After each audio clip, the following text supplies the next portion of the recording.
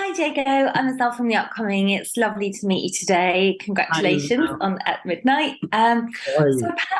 perhaps you could sort of kick off with giving me a brief introduction to the film At Midnight. What's it all about? What can viewers kind of expect? Of course. Nice to meet you, Azelle. At Midnight is a rom-com. It's kind of like an ode to classic 90s rom-coms, Notting Hill being a big inspiration for us. It essentially tells a story of this hotel manager, Alejandro, who's played by me, who, his dream is to open his own boutique hotel.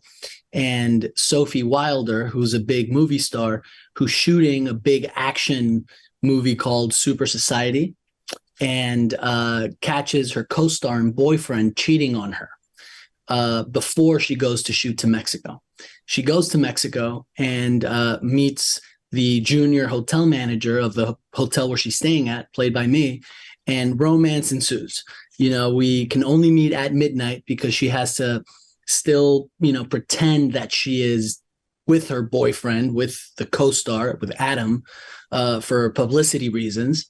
And Alejandro can only meet at midnight because he's working there and he can't get caught,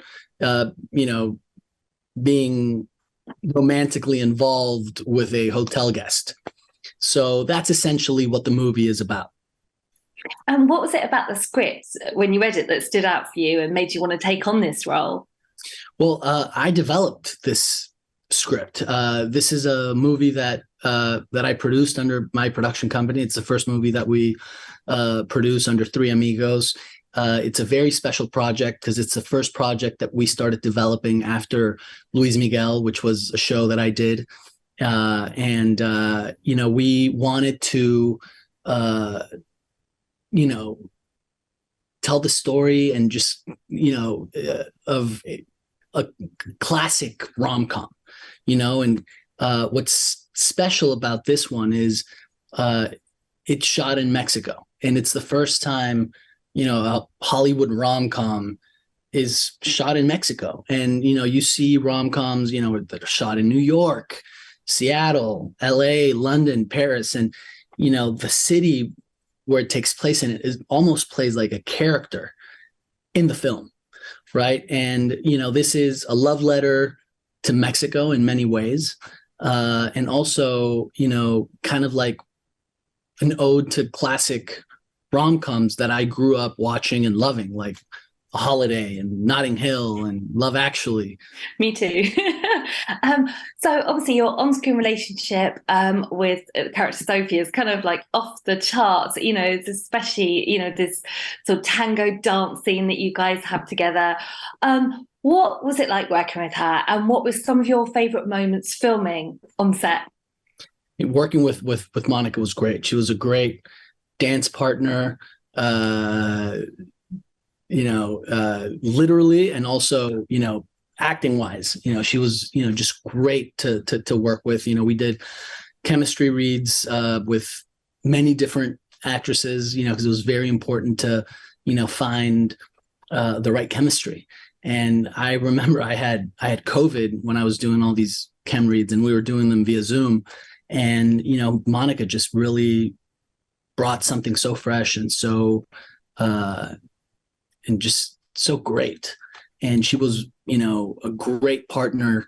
Really, I mean, she came in with great ideas, and she was really passionate about the film, which I think is just so important. And then you've got this fantastic ensemble cast. What was that like working with them? And then such a visionary director as well. Yeah, I mean, Jonah Feingold, who directed this movie, really, really killed it. He made it his, and he's a young filmmaker. He made a movie called Dating and New York, which I really recommend.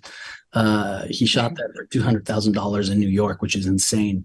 He's just so talented. Kind of has like this, like a bit of like a Woody Allen sensibility, and the cast is amazing. Anders Holm, Whitney Cummings, Casey Thomas Brown, I worked with Casey on Father of the Bride, who's so talented. Kat Cohen, Fernando Garza. But what was so special about working with him was that everyone was so passionate and just so committed to making the best rom-com we could. And I mean, you mentioned earlier there's a lot of sort of nods to the 90s rom-coms, you know, especially Notting Hill. And in one particular line, Sophie, the character Sophie, uses the line from Notting Hill going, I'm just a girl standing in front of a boy asking her to love him. But she twists it up and it's really funny because she wants you to feed her. I just love that line. It's just brilliant. What do you think are other sort of Easter eggs, little hidden things around that you could sort of pinpoint and nods to other rom-coms?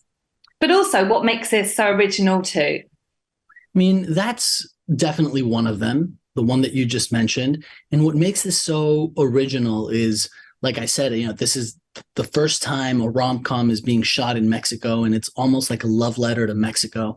And it's very special because the team behind this movie is a really special team. You have Fred Berger, who produced La La Land.